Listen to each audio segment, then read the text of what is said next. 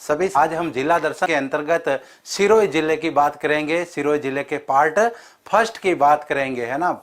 सबसे पहले बात करते हैं। सभी साथियों को नमस्कार। फलोदी की पावन धरा से राम राम नमस्कार, हाड़ौती की धरा से नमस्कार, नागौर से नमस्कार, भरतपुर से नमस्कार। सभी को नमस्कार, सभी को प्रणाम। 3 दिन क्लास लेट हुई है, इसलिए आधे अभ्यर्थी कंफ्यूज हो रहे हैं। क्लास प्रारंभ हो चुकी है, क्लास लाइव हो चुकी है। सबसे पहले क्लास को लाइक कर दीजिए, अपने मित्रों के साथ शेयर कर दीजिए, स्टेटस लगा दीजिए, ताकि जितने भी साथी रोज जुड़ते हैं वो सभी जुड़ जाएं। बिल्कुल अच्छी बात है। रणथंभौर से प्रणाम, प्रिंस जी कुमार, चित्तौड़गढ़ दुर्ग से प्रणाम, टोंक से प्रणाम। बिल्कुल जितने भी साथी डेली लाइव आते हैं सभी लगभग लाइव आ चुके हैं। आज की क्लास को प्रारंभ करते हैं। बिल्कुल बीच में बात करते रहेंगे। तमन्ना जी बानू चित्तौड़गढ़ से राम राम, जय चित्तौड़ जय मेवाड़, सभी को प्रणाम, सभी को राम राम। तो बात करते हैं आज की क्लास की। सिरोही के अंदर सबसे पहले हम बात करते हैं सिरोही जिले का शुभंकर क्या है। तो शुभंकर में आएगा जंगली मुर्गा, जो यहाँ की एक विशिष्ट पहचान है, जंगली मुर्गा। और सबसे ज्यादा ये कहां पाया जाता है? आबू अभयारण्य में, या माउंट आबू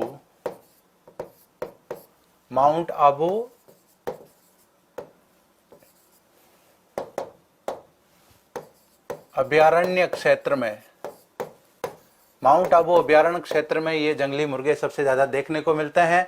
परिवहन कोड की बात करते हैं, RJ24 जो है वो सिरोही का क्या है? परिवहन कोड। प्राचीन नाम की यदि बात करें तो अर्बुदाचल प्रदेश, या इसे अर्बुद प्रदेश भी कह सकते हैं, अर्बुद प्रदेश, या शिवपुरी, जहां पर पहले शिवपुरी नगर बसाया गया, वो भी क्या है? इस क्षेत्र का प्राचीन नाम कहलाता है। जी बिल्कुल, जंगली मुर्गे सही है, RJ24 ये भी सही है। माउंट आबू की भी बात कर रहे हैं। भौगोलिक उपनाम में आएगा देवों की नगरी। देवों की नगरी जो है वो माउंट आबू नकी झील के कारण यहाँ पर एक वशिष्ठ ऋषि का आश्रम भी है, इस वजह से इसे देवों की नगरी कहा जाता है। जिलों के उपनाम में देवों की नगरी कहा जाता है। राजस्थान का शिमला जनरली माउंट आबू को कहा जाता है। सिरोही को हम राजस्थान का शिमला नहीं कह सकते, क्योंकि शिमला जो है जिस राज्य में है उस राज्य की उपमा जरूर हम यहाँ पर दे सकते हैं। जी बिल्कुल, तो यहाँ पर बात करते हैं। नेक्स्ट, क्षेत्रफल की यदि हम बात करें तो 5136 वर्ग किमी जो है वो जिले का क्षेत्रफल है। जनसंख्या की बात करें तो 10.36 लाख जो है वो यहाँ की जनसंख्या मानी जाती है। नेक्स्ट बात करते हैं, लिंगानुपात की बात करते हैं। यहाँ का लिंगानुपात 940 है। आप सभी साथी कमेंट करेंगे भारत और राजस्थान का लिंगानुपात कितना है? बिल्कुल देखिए, कमेंट करें, मैं सभी के कमेंट देखूंगा। साक्षरता की बात करें 55.26% या 55.30%, इस तरह का आंकड़ा भी आपको देखने को मिल सकता है। जनघनत्व की बात करें 202 यहाँ का जनघनत्व है। तहसीलों की यहाँ पर हम बात करें, रेवदर, सिरोही, शिवगंज, पिंडवाड़ा और आबू रोड नामक यहाँ पर क्या है? तहसीलें हैं। तो सबसे पहले बात करते हैं शिवगंज की, उसके बाद में सिरोही, उसके बाद में रेवदर, उसके बाद पिंडवाड़ा, और एक और बच गई आपके आबू रोड। तो ये हमने बात की तहसीलों की। लोकसभा क्षेत्र की बात करें तो जालोर, सिरोही लोकसभा क्षेत्र यहाँ पर आता है। देखें, बिल्कुल सभी साथी कमेंट कर रहे हैं। भारत का है 940 और राजस्थान का कितना देखें यहाँ पर कमेंट करें। बहुत अच्छी बात है। भारत का आ रहा है 940, राजस्थान का आ रहा है 928। तो क्या बात है, यहाँ पर 940 मतलब 940 सिरोही का जो यहाँ पर हम लिंगानुपात देख रहे हैं वो क्या है? भारत के लिंगानुपात के बराबर है। बिल्कुल अलग अलग देखने को मिलता है। यहाँ पर एक साथी का कमेंट आ रहा है 943। बिल्कुल 940 जो है वो आपने पढ़ने में कंफ्यूजन ये रहता है कि दो आंकड़े आपको वहां पर दिए हुए हैं। एक आपको अंतरिम आंकड़े दे रखे हैं, दूसरे अंतिम आंकड़े दे रखे हैं। अब इन दोनों में अंतर क्या होता है, अंतरिम क्या होता है और अंतिम क्या होता है? जैसा कि एक पर्टिकुलर डेट फिक्स की जाती है कि इस डेट से इस डेट के बीच में जनगणना की गई, उसके बाद में अनुमानित कुछ संख्या उसके अंदर प्लस की जाती है। तो सबसे पहले जैसे ही जनगणना हुई उसके अनुमानित जो आंकड़े जारी किए जाते हैं उसे अंतरिम आंकड़े कहते हैं। उन आंकड़ों में यदि हम अंतिम आंकड़ों की तुलना करें, अंतिम आंकड़े उससे थोड़े कम मिलेंगे। कारण क्या है, अंतरिम आंकड़े जो है वो एक अनुमानित आंकड़े होते हैं, जबकि अंतिम आंकड़े बाद में डाटा एनालाइज करके फाइनल जो आंकड़े निकाले जाते हैं वो अंतिम आंकड़े कहलाते हैं। तो इस प्रकार से आपके साथियों का कमेंट बिल्कुल कंफ्यूजन हो सकता है, तो कंफ्यूज नहीं होवे। एग्जाम में जो आपको पूछा जाएगा वो अंतिम आंकड़े पूछे जाते हैं, ना कि अंतरिम पूछे जाते हैं।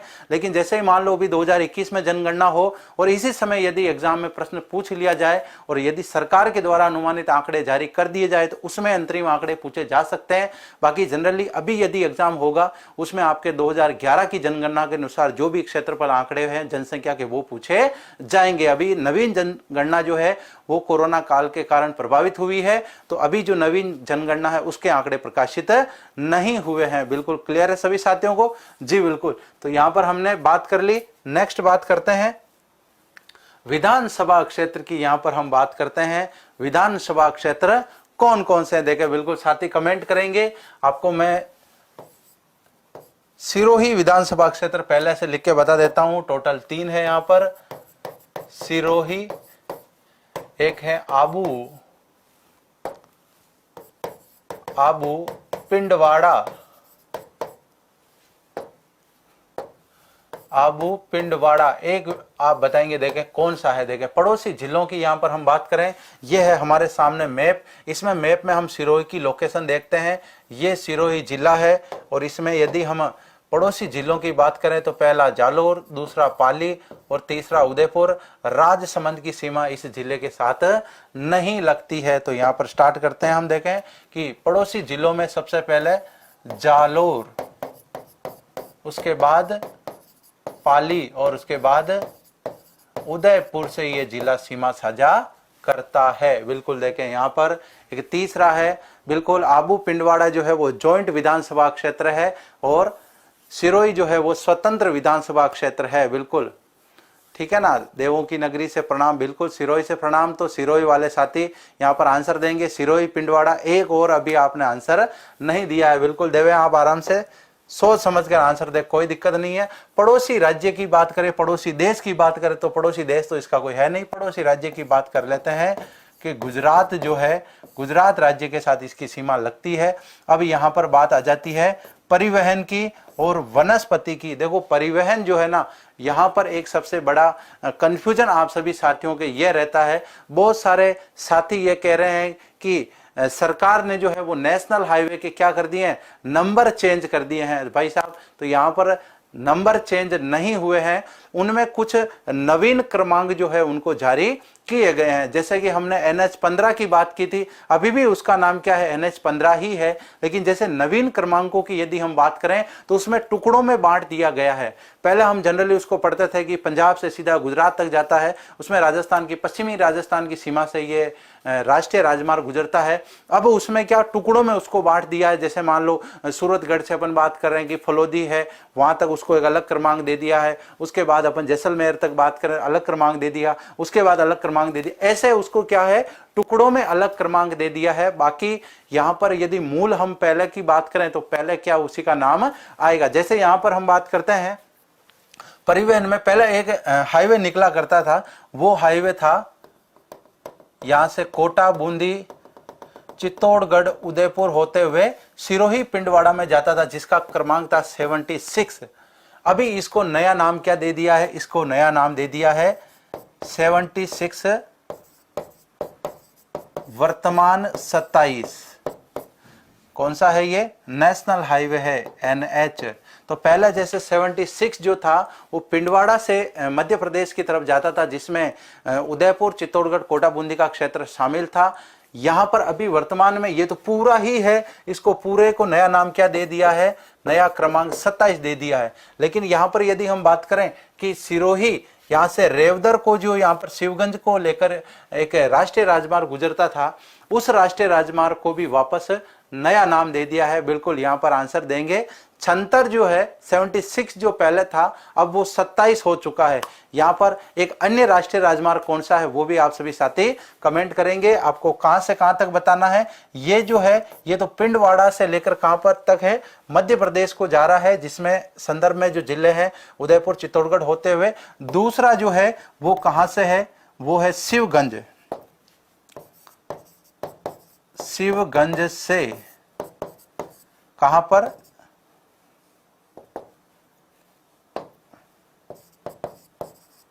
गुजरात जो जा रहा है उसका नाम आप हमें बताएंगे। बाकी यदि इसकी हम बात करें तो ये कहां से है, पिंडवाड़ा से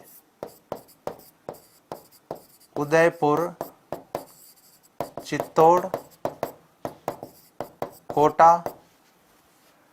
होते हुए कहां जाएगा, ये मध्य प्रदेश जाएगा। देखें उसका कमेंट, बिल्कुल 14 आंसर आ रहा है, बहुत अच्छी बात है।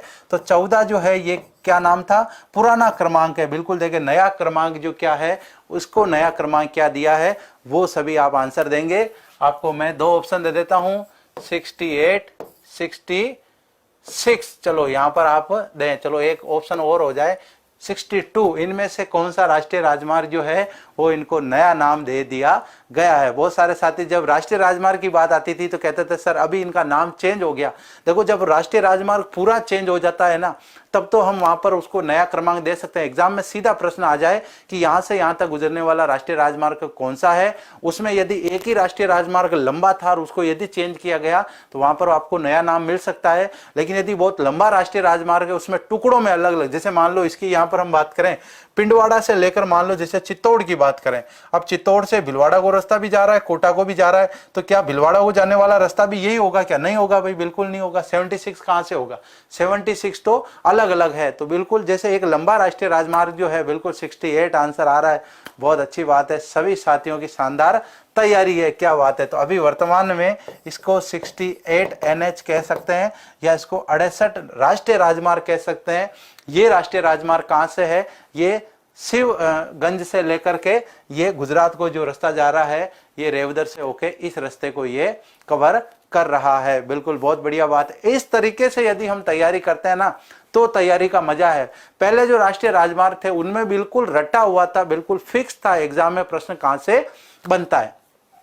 अधिकांश एग्जाम में प्रश्न आता था राज्य का एकमात्र एक्सप्रेस हाईवे कौन सा है, तो वो राष्ट्रीय राजमार्ग जो किशनगढ़ से जयपुर का था उसको मानते थे। अभी उसको क्रमांक चेंज कर दिया है तो बिल्कुल वो एग्जाम में एक कह सकते हैं कि करंट का इशू भी हो सकता है। दूसरी बात यहाँ पर हम बात करें पश्चिमी राजस्थान का सबसे लंबा राष्ट्रीय राजमार्ग, बिल्कुल अभी भी अपने को 15 ही बताना है। लेकिन यदि उसमें आपको खंड में कोई पूछ लेता है कि यहाँ से यहाँ तक कौन सा राष्ट्रीय राजमार्ग है, यहाँ से यहाँ तक कौन सा है, उसके बाद में आपको क्या है अलग अलग आंसर देने हैं। उसके बाद में वो राष्ट्रीय राजमार्ग 15 नहीं कहलाएगा क्योंकि उसके टुकड़े जो हैं उनको अलग अलग नाम दे दिया गया है। पूरा राष्ट्रीय राजमार्ग तो अभी भी एक ही नाम शामिल है। बिल्कुल दौसा से प्रणाम, उदयपुर से राम राम, बहुत बहुत धन्यवाद। नेक्स्ट इसके बाद हम यहाँ पर वनस्पति की बात करें तो भाई अपने यहाँ पर यदि वनस्पति से पहले अपन वर्षा की बात कर लेते हैं कि यहाँ पर वर्षा कितनी होती है। वर्षा यहाँ पर 100 सेमी से अधिक यहाँ पर वर्षा होती है। और यहाँ पर यदि माउंट आबू की यदि हम बात करें, माउंट आबू की यहाँ पर हम बात करें तो यहाँ तो 125 सेमी से अधिक यहाँ पर वर्षा होती है। तो भाई जहां पर 125 सेमी से अधिक वर्षा होगी वहां पर यदि हम बात करें कि वहां पर वनस्पति कौन सी पाई जाएगी तो वहां पर सदाबहार वनस्पति पाई जाएगी। सदाबहार वनस्पति। अब यहाँ पर सदाबहार वनस्पति में वो वनस्पति हम ले सकते हैं जो 12 ही महीने क्या है हरी भरी रहती है। वर्षा के कारण 12 महीने हरी भरी रहती है। जी बिल्कुल। भरतपुर से राधे राधे। सभी साथी क्लास को लाइक करें, अपने मित्रों के साथ शेयर करना ना भूलें। बिल्कुल लाइव का आंकड़ा बढ़ेगा क्योंकि 3 दिन बाद क्लास हो रही है तो आप नोटिफिकेशन नहीं दिया गया इस बात को लेकर कि हो सकता है कि आज वापस कोई विशेष कार्यक्रम हो और विशेष क्लास लेनी पड़ जाए, तो रोज नोटिफिकेशन भी दें आपको कि आज क्लास होगी और उसके बाद नहीं हो तो अच्छा नहीं लगता, क्योंकि दूसरे कार्यक्रम भी जरूरी है। आपकी क्लास कुल मिला के खाली नहीं जानी चाहिए। भैया 8 से 9 का जो समय है ना, यहाँ पर कोई भी क्लास हो लेकिन आपको क्या पढ़ने का मौका मिले। तो 2 दिन से आपके मैराथन क्लासेस चल रही थी और आज जो थी वो क्लास संशय में थी, इस वजह से नोटिफिकेशन नहीं दिया गया। जितने भी साथी लाइव हैं बहुत अच्छी बात है, आप अभी पढ़ें, बाकी के साथी जुड़ेंगे, जैसे ही वो देखेंगे क्लास हो चुकी है बाद में भी देख लेंगे, बहुत अच्छी बात है। नक्की झील की यहाँ पर हम बात करेंगे। नक्की झील को जनरली हम पर्यटन स्थलों में डिवाइड करेंगे। देखो ऐसा है, जिला दर्शन पढ़ने का मतलब ये नहीं कि जिले के मतलब संदर्भ में हमने बेसिक जानकारी ले ली और वो जिला दर्शन हो गया, नहीं। यहाँ पर हम जिले से संबंधित वो सारे टॉपिक कवर करेंगे जो एग्जाम में प्रश्न आते हैं।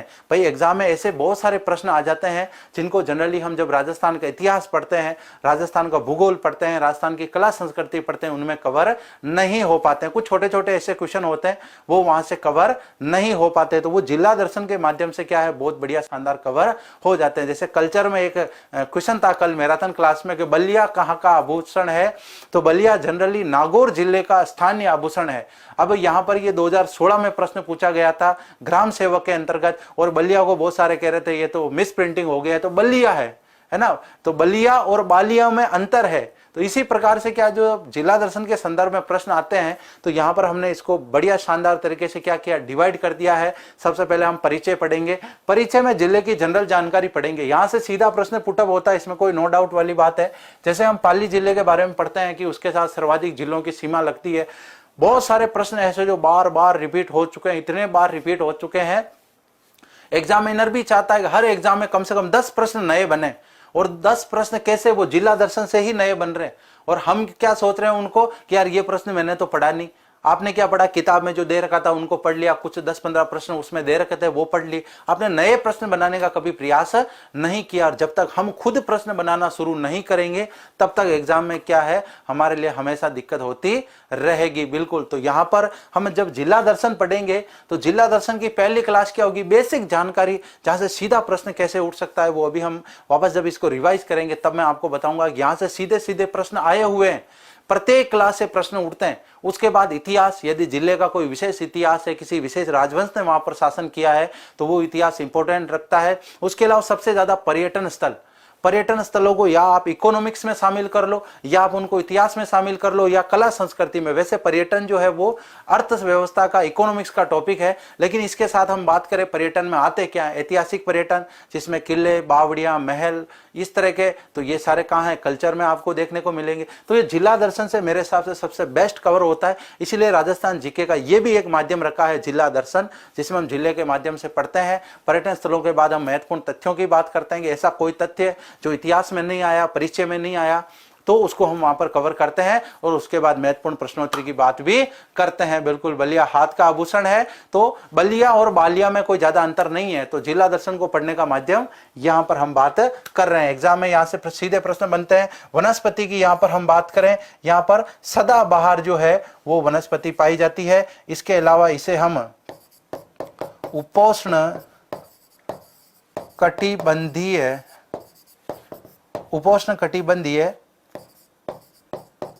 वनस्पति भी कह सकते हैं। तो यहां पर क्लियर हुआ मेरे हिसाब से। नेक्स्ट हम बात करते हैं यहां पर मिट्टियां यहां पर किस प्रकार की पाई जाती है। भाई मिट्टियों का यहां पर क्या रोल है, क्योंकि जब भी किसी फसल के बारे में प्रश्न आता है, पर्टिकुलर ये फसल कहां पर होती है, तो हर फसल के उत्पादन के लिए मिट्टियां वहां पर जिम्मेदार होती है। तो यहां पर मिट्टियों की बात करें तो यहां पर लाल व पीली मिट्टी देखने को मिलती है, या आपको ऑप्शन में मिल सकता है लेटेराइट मिट्टी, लेटेराइट मिट्टी।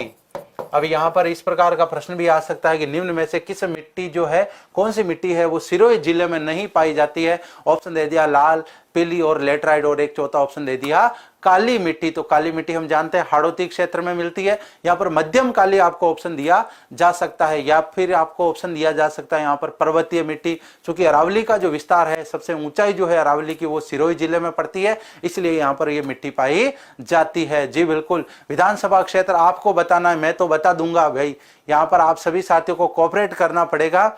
हाँ, तभी मजा आएगा। सारी चीज मैं बता दूं। अब आज से क्लास का थोड़ा शेड्यूल चेंज किया है। क्लास के बाद में आपको कुछ क्वेश्चन दिए जाएंगे, 5 क्वेश्चन की आज से शुरुआत करेंगे, धीरे धीरे उसको 10 बढ़ाएंगे और यहाँ पर लास्ट में उन क्वेश्चनों के आंसर आप सभी साथियों को कमेंट करने हैं। तो कुछ चीजें मैं आपसे भी पूछूंगा, जी बिल्कुल बता दूंगा मैं। एक विधानसभा कौन सी है मेरे यहाँ सेट है, लेकिन आपसे भी मैं जानना चाहता हूँ कि इतने साथी लाइव चल रहे हैं, उसमें से सिरोही से भी अपने साथी जुड़े हुए हैं, लेकिन वो बता पाते कि नहीं बता पाते कि वहां पर। हाँ देखो एक ऑप्शन आ गया है प्रद्युम्न सिंह जी का कि रियोदर है, बहुत अच्छी बात है। देखो ये आंसर उस समय आना चाहिए था, ये बात हुई ना। तो रेवदर या रियोदर जो क्षेत्र है वो भी वहां पर एक विधानसभा क्षेत्र है, उसकी बात हम नेक्स्ट करने वाले हैं। देखो साथियों ने आंसर दिया, आप में से आंसर दिया तो अच्छा लगा, और आप सभी साथियों जिनको आंसर नहीं आ रहा था उनको भी यहाँ पर आ गया। छोड़ेंगे कुछ भी नहीं, टेंशन ना लेवे आप, है ना, निश्चिंत रहें। मिट्टी की हमने बात की, लाल पीली और लेटेराइट मिट्टी इस क्षेत्र में मिलती है। नदियों की बात देखो 2 तरीके से होती है। नदियां जिले की प्रमुख नदी, इसके अलावा अन्य नदियां जो जिले से गुजरती है। यदि हम प्रमुख नदियों की बात करें तो सबसे प्रमुख नदियों में है पश्चिमी बनास। पश्चिमी बनास जो है वो इस जिले से निकलती है, और इसके उद्गम की यदि हम बात करें तो उद्गम जो है वो नया सानवाड़ा क्षेत्र से होता है। नया सानवाड़ा क्षेत्र, इसके अलावा ये डीसा गुजरात में बहते हुए अरब सागर में गिर जाती है। अब अरब सागर में भी कौन सी खाड़ी? कच्छ की खाड़ी। तो यहां पर सभी साथी ध्यान रखें, डीसा नगर जो है ये इसके किनारे बसा हुआ है। यहाँ पर नया सानवाड़ा क्षेत्र जो कि सिरोही में पड़ता है। पश्चिमी बनास, अभी इससे संबंधित इतनी ही डिटेल पूछी जाती है जब एग्जाम में इस प्रकार से प्रश्न आता है, पश्चिमी राजस्थान की महत्वपूर्ण नदियां बताइए, अरब सागर में कौन कौन सी नदियां गिरती है, इनमें से खंबात की खाड़ी में कितनी गिरती है, कच्छ की खाड़ी में कितनी गिरती है। तो 4 प्रमुख नदियों में 2 खंबात की खाड़ी में गिरती है, 2 कच्छ की खाड़ी में गिरती है। यदि हम राजस्थान के मैप के संदर्भ में यदि हम बात करें तो यह है हमारे राजस्थान का मैप। यहाँ पर एक इस तरफ से लूणी नदी आती है, ये पश्चिमी बनास है, ये साबरमती है, और ये कौन सी है, ये माही नदी। तो साबरमती और माही दोनों कहां पर गिरेगी? खंबात की खाड़ी में। और यहां पर ये दोनों नदियां कच्छ की खाड़ी में गिरेगी। ये तो आपको नदियों वाले टॉपिक में विस्तृत से जानकारी मिलेगी। तो यहां पर हम बात कर रहे हैं कि नदियों में पश्चिमी बनास की हमने बात की। पश्चिमी बनास जो है वो इस जिले की प्रमुख नदी है। उद्गम नया सानवाड़ा इसी जिले का क्षेत्र है, बाद में गुजरात होते हुए कच्छ की खाड़ी में गिर जाती है। झील की बात करें तो सबसे प्रमुख झीलों में आती है नक्की झील, है ना, नक्की झील। इसके अलावा यदि हम बात करें तो अंगोर बांध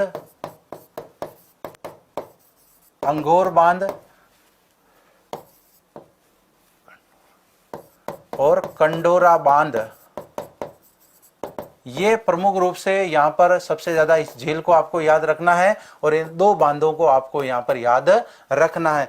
वन और वन्य जीव की यहाँ पर यदि हम बात करें तो वनों की, अभी हमने जिस प्रकार से जलवायु की बात की तो जलवायु से रिलेटेड है वन। वनों की यहाँ पर बात करें तो यहाँ पर कौन सा वन है? माउंट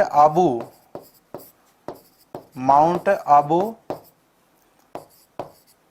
वन क्षेत्र जो है जिले का प्रमुख वन क्षेत्र है। और वन्य जीवों की यहां पर बात करें तो जंगली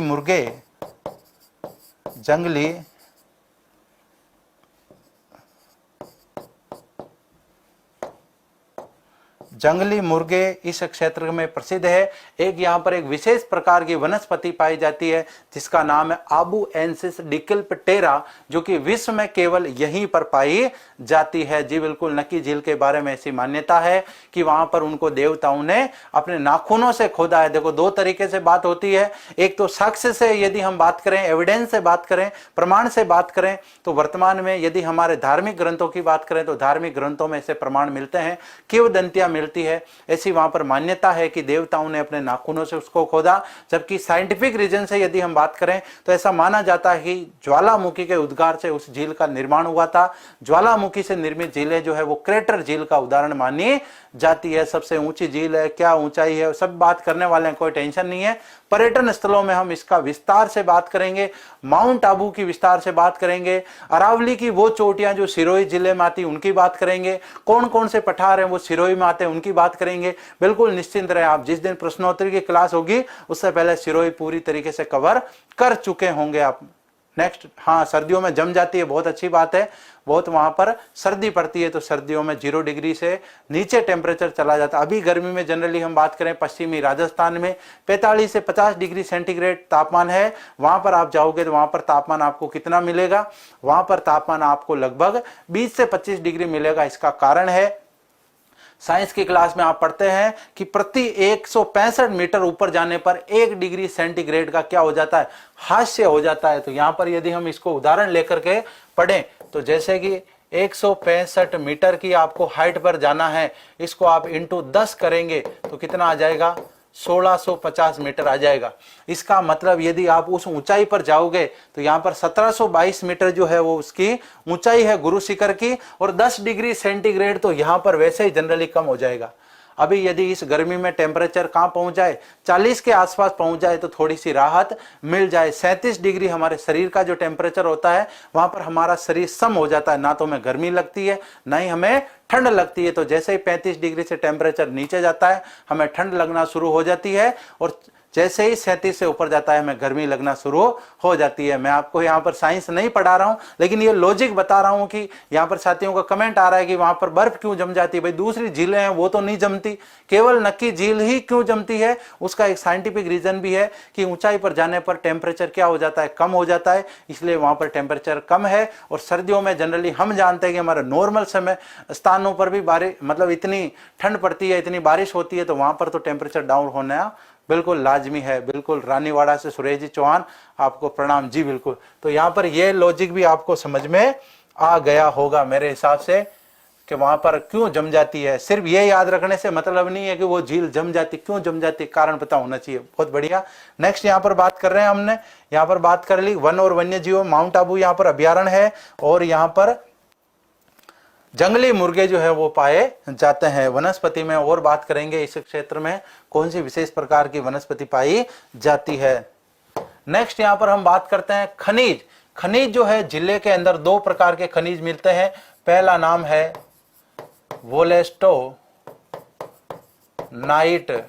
वोलेस्टोनाइट खनिज और दूसरा है टंगस्टन। ये 2 खनिज, इस खनिज के उत्पादन में जिला क्या है, अग्रणी है। इसके बाद में यदि हम इस मैप के अकॉर्डिंग बात करें तो ये बालंदा क्षेत्र जो है ये टंगस्टन उत्पादन के लिए प्रसिद्ध है। टंगस्टन उत्पादन हेतु प्रसिद्ध क्षेत्र, तो यहां पर ये बालंदा क्षेत्र जो है ये टंगस्टन उत्पादन के लिए प्रसिद्ध है। इसका मतलब 2 प्रकार के खनिजों की क्या है, उपलब्धता है टंगस्टन के लिए। जनरली हम डेगाना भांकरी की खानों को पढ़ते हैं, एग्जाम में ऐसा प्रश्न भी बन सकता है, राजस्थान में टंगस्टन उत्पादन के लिए कौन सा क्षेत्र जाना जाता है, हो सकता है उसमें डेगाना ऑप्शन में ही नहीं हो। तो यदि किसी जिले विशेष में अगर कोई ऐसा स्थान है जहां पर उसका उत्पादन सर्वाधिक हो रहा है, हमें उसका ध्यान रखना होगा। बिल्कुल करेक्ट। नेक्स्ट यहाँ पर हम जलवायु की यहाँ पर बात करेंगे। तो जलवायु यहाँ पर स्वास्थ्य वर्धक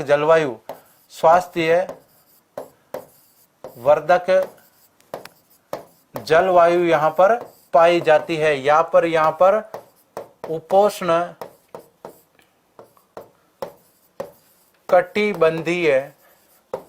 उपोष्णकटिबंधीय वन भी होते हैं और जलवायु भी होती है। तो यहाँ पर दोनों चीज आपको ध्यान रखनी है। कृषि फसलों की बात करें, जनरली वो फसलें जो हमारे राजस्थान में नॉर्मली उत्पादित होती है, जिसमें प्रमुख यदि हम रबी की फसलों की बात करें तो पहला आएगा चना, उसके बाद में आएगा जौ, उसके बाद में गेहूं, इसके बाद में सरसों, और भाई जालोर में इसबगोल होता है तो यहाँ पर भी होगा इसबगोल। इसके अलावा मक्का, जवार, बाजरा, ये प्रमुख प्रमुख ये फसलें हैं जो इस जिले में उत्पादित होती है। उद्योग की यदि हम बात करें तो जनरली जिले का प्रमुख जो उद्योग है वो है पर्यटन उद्योग। अब आप साथियों को कमेंट करना है कि पर्यटन जो है इसको उद्योग का दर्जा किस समिति की सिफारिश पर दिया गया, वो आप सभी साथियों को कमेंट करना है। राजस्थान ऐसा पहला राज्य है जिसने पर्यटन को उद्योग का दर्जा दिया है। भाई उद्योग क्या होता है? कोई भी प्रोडक्शन ऐसा जिससे हमें आमदनी प्राप्त हो, तो पर्यटन से हमें आमदनी प्राप्त होती है। पर्यटन यहाँ पर घूमने आते हैं, चाहे देसी हो चाहे स्वदेशी हो। तो स्वदेशी या विदेशी यदि यहाँ पर पर्यटक आएंगे, खाने पीने की कोई भी चीज यहाँ पर खरीदेंगे और भी कोई चीज हस्तशिल्प से संबंधित खरीदेंगे, तो यहाँ पर क्या है, हमें उससे आमदनी प्राप्त होगी और हमारे वो एक तरह से रोजगार का जरिया बन जाएगा। तो रोजगार जिससे हमें प्राप्त होता है वो क्या है? उद्योग। उद्योगों में फैक्ट्रियां, बहुत सारे प्रोडक्शन निर्माण कार्य होते हैं, उससे लोगों को रोजगार मिलता है। तो यहाँ पर इससे भी रोजगार मिलता है। इस सब गोल क्या होता है? पिंक सिटी मित्र वाले कह रहे हैं सर इस सब गोल क्या होता है? कल उसका एक फोटो बता देंगे, नहीं तो क्लास के बाद में आप क्लास खत्म होते गूगल पे सर्च कर लेना इस सब गोल क्या होता है। एक प्रकार की फसल है इस सब गोल, जो कि पूरे भारत का लगभग 40% इस सब गोल अकेले कहाँ प्राप्त हो रहा है? जालोर में प्राप्त हो रहा है। तो इस सब गोल एक प्रकार की फसल है ना। एशिया में सर्वाधिक इसबगोल जालोर में उत्पादित होता है। अब ये तो मामला सही नहीं कह सकते। भारत का लगभग 40% होता है। भारत में और बहुत सारे राज्य हैं, राजस्थान में और भी बहुत सारी जगह इसबगोल होता है, सबसे ज्यादा जालोर में होता है। ये बिल्कुल करेक्ट। यूनुस खान समिति का आंसर आ रहा है, बहुत अच्छी बात है। यूनुस खान समिति की सिफारिश पर जो है पर्यटन को उद्योग का दर्जा दिया गया। जिले का प्रमुख उद्योग जो है वो पर्यटन उद्योग है। इसके अलावा यहाँ पर सीमेंट की फैक्ट्री भी है, मां लक्ष्मी सीमेंट की फैक्ट्री भी है। इसके अलावा यहाँ पर बिनानी सीमेंट की फैक्ट्री भी है। और यहाँ पर यदि हम उत्पादन के हिसाब से बात करें, राजस्थान में चित्तौड़ के बाद में सर्वाधिक सीमेंट जो उत्पादन है वो यहाँ पर सिरोही से किया जा रहा है। जी बिल्कुल। और इसके अलावा यदि हम बात करते हैं उद्योगों के अलावा डेयरी और पशुपालन की, तो जिले में प्रमुख रूप से काकरेज नस्ल की गायें पाई जाती है। काकरेज नस्ल की जो गायें हैं वो जनरली इस जिले में पाई जाती है। हस्तशिल्प की यहाँ पर हम बात करें, बहुत ही इंपॉर्टेंट यहाँ पर ये हस्तशिल्प का टॉपिक हो सकता है। एग्जाम में प्रश्न यहाँ से सीधा बनता है क्या? तो यहाँ पर सबसे तलवारें, उसके अलावा चाकू, छुर्रे, है ना। छुर्रे क्या है? चाकू और तलवारों के बीच की स्थिति है, उसे क्या कहते हैं? छुर्रे। भाले, है ना, कटार आदि जिले के प्रसिद्ध हैं। तो यहां पर यदि हम बात करें स्पेशली हस्तशिल्प की बात करें, तो आप कमेंट करके बताइए कि यहाँ के कौन से देवड़ा शासक थे जिनके समय में तलवारें बनाने की शुरुआत हुई थी। तलवारें बनाने के वो शौकीन थे, अपने नाम से उन्होंने तलवारों का नामकरण भी किया और उनके समय से लेकर वर्तमान समय तक जो है तलवारें सिरोही जिले की प्रसिद्ध है। बिल्कुल। यहाँ पर हम बात कर रहे हैं सबसे बड़ी डेयरी रानीवाड़ा के अंदर है, जो झालोर जिले में पड़ता है। उसकी बात हमने झालोर के संदर्भ में कर ली है। अभी आप सभी साथियों को कमेंट करना है कि भाई जो तलवारें अभी हम बात करते हैं कि सिरोही की तलवारें प्रसिद्ध है, तो यहाँ के कौन से देवड़ा शासक थे जिनके समय तलवारें बनने की शुरुआत हुई थी? तलवारें मान सिंह के टाइम में बनना शुरू हुई थी। क्या बात है, राम गोपाल जी बहुत बढ़िया आंसर दिया है।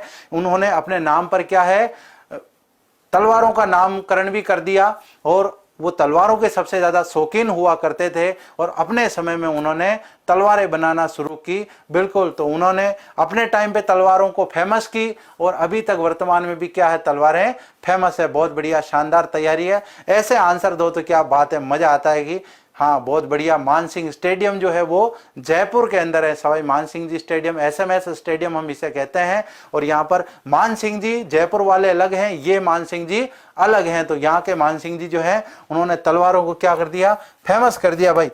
नेक्स्ट बात करते हैं मैप से क्या प्रश्न बनता है। जैसे ये रेवदर की हम बात कर रहे हैं, ये भी एक विधानसभा क्षेत्र में स्थित है। यहाँ पर आबू रोड की बात करें, यहाँ पर माउंट आबू की बात करें, माउंट आबू, बहुत सारे क्षेत्र हैं जो कि यहाँ पर बड़ी डिटेल है। माउंट आबू जो है उससे संबंधित 1 से 2 स्लाइडों का काम है, इसलिए पॉइंट को यहाँ पर शामिल नहीं किया गया।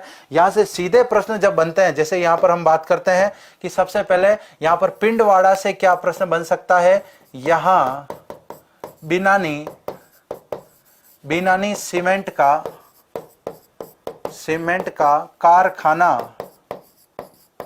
कारखाना स्थित है। तो भाई आपको सीधा एग्जाम में प्रश्न पूछा जा सकता है, राजस्थान में बिनानी सीमेंट का कारखाना किस जिले में स्थित है, पर्टिकुलर स्थान के बारे में भी पूछा जा सकता है। बिल्कुल, जालोर का पंजाब कहते हैं रानीवाड़ा को, राजस्थान का पंजाब जो है वो सांचौर को कहते हैं। यहाँ पर बिनानी सीमेंट जो है वहाँ यहाँ पर कारखाना स्थित है। नेक्स्ट बात यहाँ पर करते हैं, बालंदा में हमने बात की, यहाँ पर टंगस्टन उत्पादन के लिए एक क्षेत्र जाना जाता है। रेवदर रियोदर की बात करें, एक विधानसभा क्षेत्र है। आबू रोड की यहाँ पर यदि हम बात करें तो आबू रोड से संबंधित एक महत्वपूर्ण तथ्य है, आबू रोड राज्य में सबसे पहले नगर पालिका का गठन यहीं हुआ। नगर पालिका का गठन यहीं हुआ। कब हुआ था? 1864 में यह गठन हुआ था। 1864 1864। तो ये आबू रोड से संबंधित एक बहुत ही महत्वपूर्ण फैक्ट यहां पर निकल के आया। नेक्स्ट यहां पर हम बात करते हैं चंद्रावती के बारे में। चंद्रावती के बारे में हमारे एग्जाम में क्या प्रश्न पूछा जा सकता है? पहला इसका नाम है पौराणिक नगरी इसे कहा जाता है। दूसरा कह सकते हैं परमारों की प्राचीन व देवड़ा चौहानों की प्रारंभिक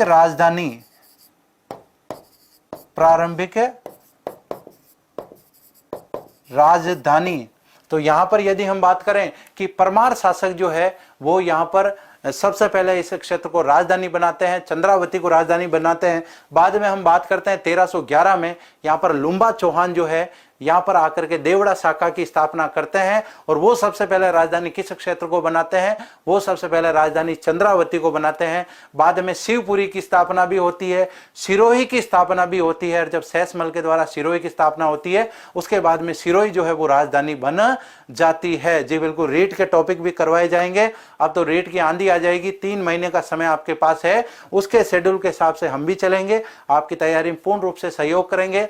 सबसे बढ़िया साथियों से उम्मीद की जाती है, सभी साथियों ने कोर्स खरीदा होगा, लॉकडाउन का फायदा उठाया होगा, अच्छे से तैयारी की होगी। उस तैयारी को धार देने के लिए टेस्ट सीरीज और भी जो सहयोग होगा समय समय पर प्रेम जी सर के द्वारा आपका किया जाएगा और आपको उसकी घोषणा भी की जाएगी। बिल्कुल, एग्जाम में हम भी कमर कस के खड़े हुए हैं। बिल्कुल, बहुत जल्द उसकी टेस्ट सीरीज आपके यहाँ पर लाइव यूट्यूब पे भी चालू करेंगे। ऐप पे बिल्कुल आपके चल रही है, टेलीग्राम पर डेली आपके क्वेश्चन डाले जा रहे हैं। और निश्चित रूप से जितने भी साथी तैयारी को लेकर सीरियस हैं कि भाई नौकरी चाहिए, वो तैयारी कर रहे होंगे, बहुत बढ़िया बात है। जी बिल्कुल, 1425 में सैसमल ने सिरोही बसाया, बिल्कुल उसकी बात भी करेंगे। शिवपुरी 1405 में बसाया गया, उसकी भी बात करेंगे, सब बात करेंगे, टेंशन नहीं ले आप सभी, है ना।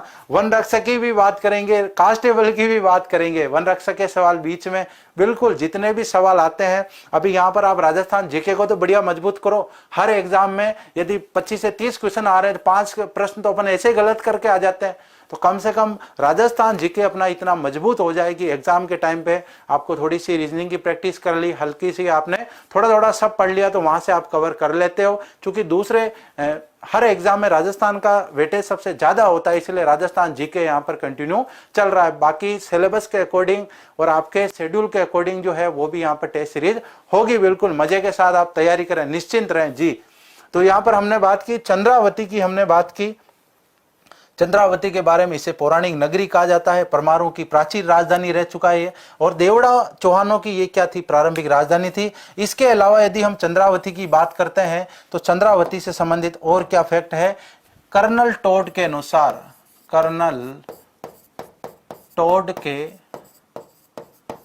अनुसार यहां 999 मंदिर हैं।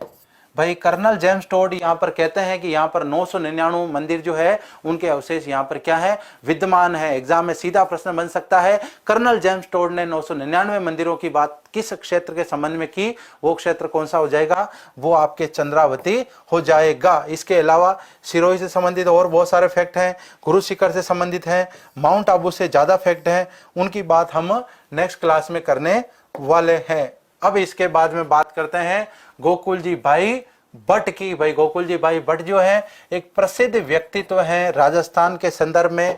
जन्म की यहाँ पर हम बात करते हैं, इनका जन्म जो है वो कहां पर हुआ, तो जन्म हतला या हाथला, हतला भी आ सकता है और हाथला गांव सिरोही के अंदर हुआ इनका जन्म।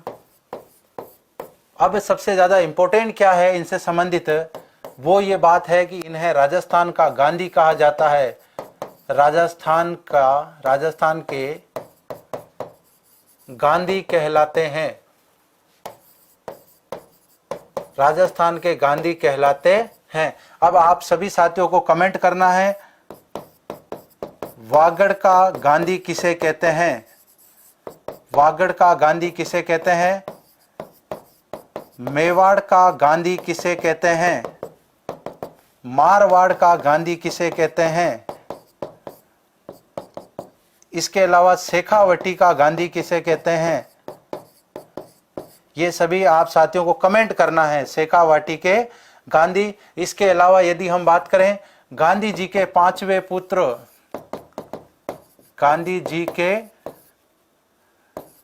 पांचवें पुत्र, ये सभी आप साथियों को क्या करना है, कमेंट करना है। बाद में अभी भी कमेंट कर सकते हैं और वीडियो खत्म होने के बाद भी आप इसके कमेंट कर सकते हैं। बिल्कुल ये प्रश्न आपके लिए, क्योंकि आप जब मैं इधर पढ़ाता हूं आपको लगता है सर तो बोर्ड की तरफ देख रहे हैं, हमें थोड़ी देख रहे हैं। आप आपस में बातचीत करने लग जाते हो, आपस में आप क्या है जान पहचान बढ़ाते हो, लेकिन यहाँ पर ये जान पहचान कोई काम आने वाली नहीं है। अगर आप क्लास ले रहे हो तो आप सीरियस होकर के क्या आपने को पढ़ाई करनी है। बिल्कुल इस प्रकार के आपके कोई प्रश्न है, वाजिब प्रश्न है, बिल्कुल मैं देखता रहता हूं, अनर्गल प्रश्न भी पूछते रहते हैं, लेकिन यहाँ पर जो पढ़ाया जा रहा है उससे संबंधित यदि कोई प्रश्न बनता है उसकी बात नहीं करते हो। इसलिए ये नई आपके लिए टेक्निक है कि भाई मैं पढ़ाऊंगा तब तक आप इनके क्वेश्चन कहीं ना कहीं खोजोगे या फिर आपस में भी चर्चा करोगे, तो कम से कम नॉलेज तो बढ़ेगा। मारवाड़ का गांधी जो है, बिल्कुल मारवाड़ के गांधी का आंसर आ गया है, पांचवें पुत्र का आंसर आ गया, बहुत बढ़िया आंसर देते रहो आप ऐसे। तो यहाँ पर हमने बात की गोकुल जी भाई भट्ट की, इनका जन्म सिरोही जिले में हुआ था, राजस्थान का गांधी इनको कहा जाता है। सबसे बड़ी बात इनका जो योगदान है वो क्या है, सिरोही प्रजामंडल, सिरोही प्रजामंडल के संस्थापक। अब यदि इनको सिरोही प्रजामंडल की संस्थापक माने तो डेट आएगी 22 जनवरी 1939। और यदि हम बात करें कि सिरोही की सबसे पहले स्थापना जो है वो कहां पर हुई, सिरोही प्रजामंडल, सिरोही प्रजामंडल जो है ये कब बना था, 1934 में बंबई में कुछ यहाँ के नव युवक जो थे जैसे वर्दी शंकर जी त्रिवेदी, और इन्होंने यहाँ पर क्या कर दी, बंबई में स्थापना की थी। अब आपको यहाँ पर ये ध्यान रखना है, इसको या तो आप पुनः स्थापना मान लो या 1939 में जो है इस प्रजामंडल को स्थानांतरित कहाँ पर कर दिया जाता है, 1939 में सिरोही में यहाँ पर स्थानांतरित कर दिया जाता है। सभी साथियों को पता है 1818 में जो अधीनस्थ पार्थिव की संधि जो प्रारंभ हुई थी, इसके तहत राजा महाराजाओं ने अंग्रेजों के साथ संधि करके क्या कर लिया था, अपने अधिकार उनको सौंप दिए। अब वो सिर्फ नाम मात्र के राजा रहे हैं, अब उनके पास में कोई वास्तविक पावर नहीं रहा है। अंग्रेज जो है वो जनता का शोषण कर रहे हैं। जनता उन्हें स्थानीय स्वशासन की मांग करते हुए उन्होंने यहाँ पर प्रजामंडल आंदोलन चलाया। बहुत सारे शासक ऐसे भी हुए जिन्होंने प्रजामंडल आंदोलन को कुचलने का प्रयास किया, पहले तो अपने राज्य में स्थापित करने की मान्यता ही नहीं दी, तो कई प्रजामंडल जो है वो राज्य से बाहर स्थापित हुए। तो इसके बारे में ऐसा कहा जाता है 1934 में बंबई के अंदर ये प्रजामंडल स्थापित हुआ, बाद में ये निष्क्रिय हो गया और 1936 से इसका प्रयास जो है वो गोकुल जी भाई भट्ट करना शुरू कर देते हैं। बाद में वो डेट आ जाती है यहाँ पर 1939 के अंदर ये पूरी तरीके से इनको या तो हम कह सकते हैं कि पुनः स्थापित किया या बंबई से स्थानांतरित किया। तो एग्जाम में सीधा प्रश्न बन सकता है। यहाँ पर गोकुल जी भाई भट्ट बड़े शख्सियत हैं, इसलिए सीधा प्रश्न इनसे यहाँ पर पूछा जा सकता है। तो सबसे बड़ी बात, इनका जन्म कहाँ हुआ? राजस्थान के गांधी कहलाते हैं। सिरोही प्रजामंडल जो है वो उसके अग्रणी सदस्य रह चुके हैं। अब यहाँ पर यदि हम बात करें तो इनको 1971 में 1971 में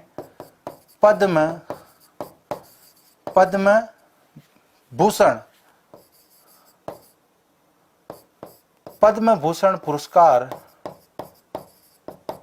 पुरस्कार दिया गया।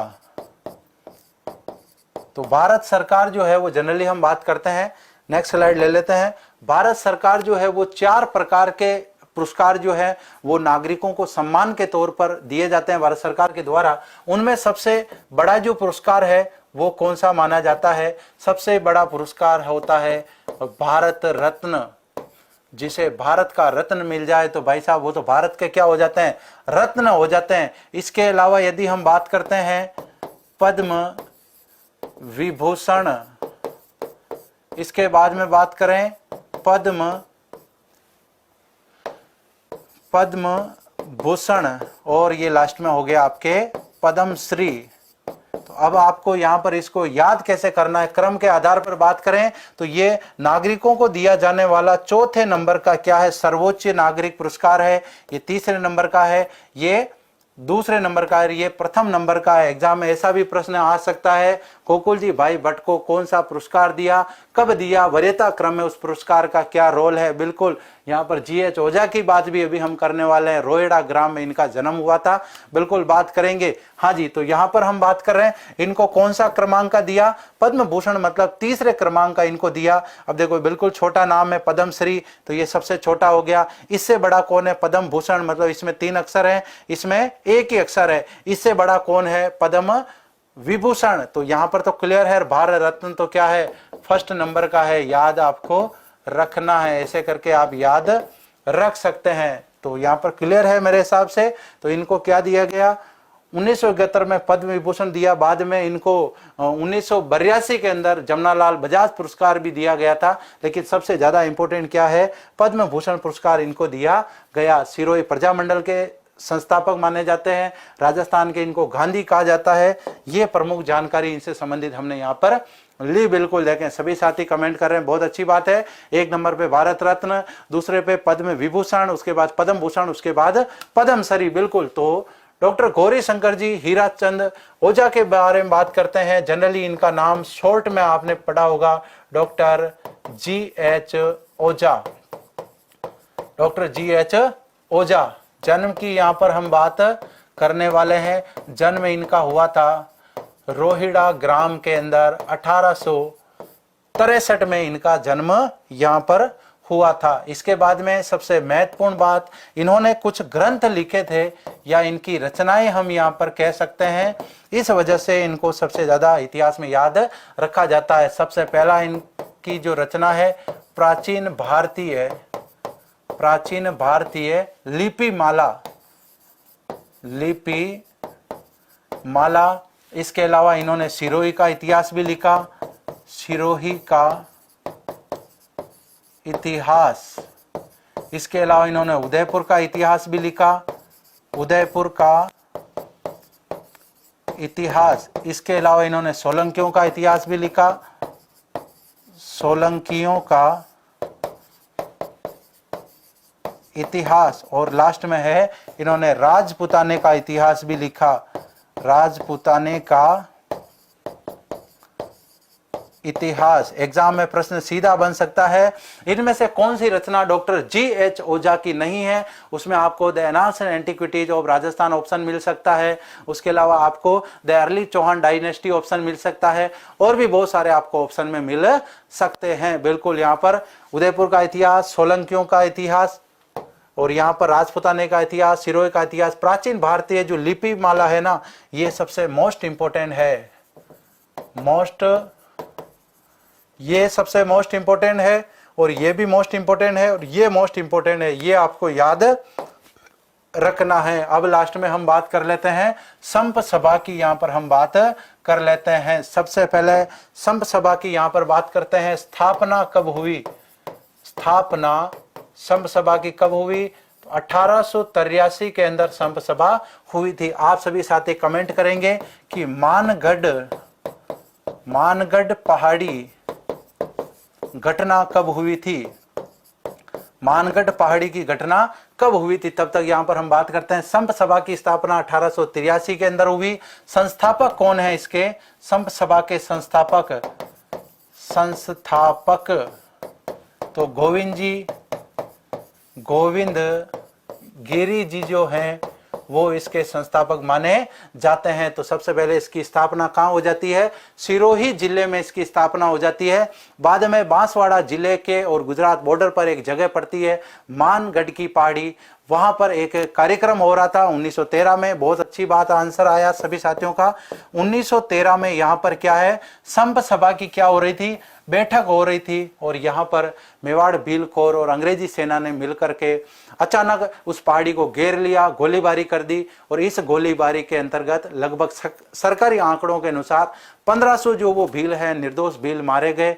उसके बाद में यहाँ से भूमिगत हो गए गोविंद जी गिरी, और पुनः है जो वो गुजरात की तरफ चले जाते हैं, सिरोही की तरफ वापस आ जाते हैं। बाद में इनको गिरफ्तार करके यहाँ से राज्य निकाला दे दिया जाता है, और कहा जाता है कि आप इस क्षेत्र में प्रवेश नहीं करेंगे। तो अंतिम समय जो है गोविंद जी गिरी का वो एक घुमंतु जीवन मिलता है। लेकिन इन्होंने आदिवासियों में जन जागृति लाने के लिए कौन सा आंदोलन चलाया? वो आंदोलन था भगत आंदोलन, है ना, भगत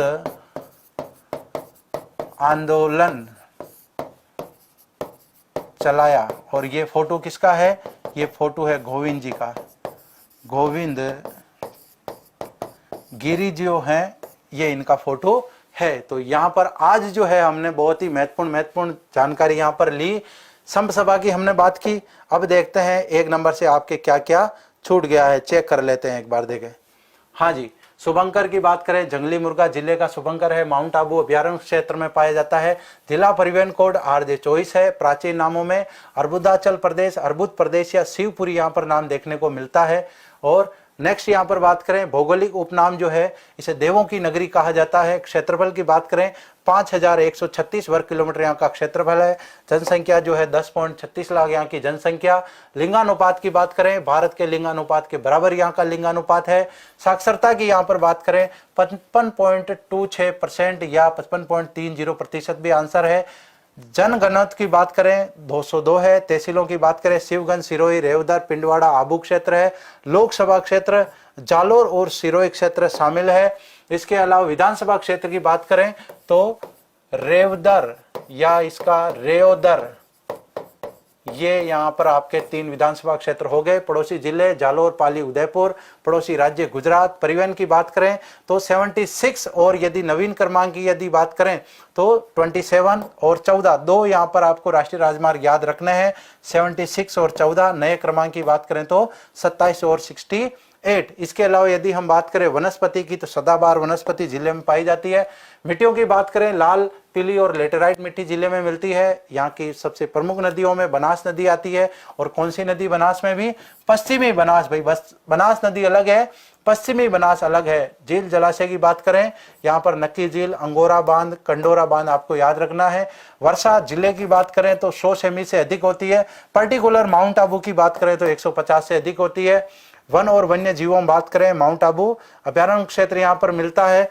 और यहाँ पर एक वनस्पति जिसका नाम है आबू एनसिस, आबू एनसिस डिकिल्पटेरा, जो केवल यहीं पर मिलती है। नेक्स्ट बात करें खनिज की, वोलेस्टोनाइट खनिज। और जलवायु की बात करें, स्वास्थ्यवर्धक जलवायु है, सम जलवायु रहती है, यहाँ पर ज़्यादा वर्षा भी होती है, गर्मी भी कम पड़ती है। कृषि फसलों की बात करें तो जनरली चना, जौ, गेहूं, सरसों, इसबगोल यहाँ पर जो ये फसलें होती है। उद्योग की बात करें, जिले का प्रमुख उद्योग पर्यटन उद्योग है। डेयरी पशुपालन में काकरेज, यहाँ पर गायें पाई जाती है। हस्तशिल्प में आपको याद रखना है तलवारें। नेक्स्ट बात करें, यहाँ पर बालंदा जो है टंगस्टन उत्पादन के लिए प्रसिद्ध है। कर्नल जेम्स टोड ने 999 मंदिरों की बात कहाँ की? चंद्रावती के संदर्भ में। इसे पौराणिक नगरी, परमारों की प्राचीन राजधानी, देवड़ा चौहानों की प्रारंभिक राजधानी इसे माना जाता है। पिंडवाड़ा में बिनानी सीमेंट का यहाँ पर कारखाना है। आबू रोड की बात करें तो यहाँ पर सबसे पहले नगर पालिका स्थापित की गई। गोकुल जी भाई भट्ट की बात करें, हतला गांव में इनका जन्म हुआ। राजस्थान के गांधी कहलाते हैं, सिरोही प्रजामंडल के संस्थापक हैं। और इसके अलावा इनको पद्म भूषण जो है वो 1971 में दिया गया। और ये आपके लिए प्रश्न तैयार है। नेक्स्ट बात कर रहे हैं डॉक्टर गौरी शंकर हीरानंद ओझा की।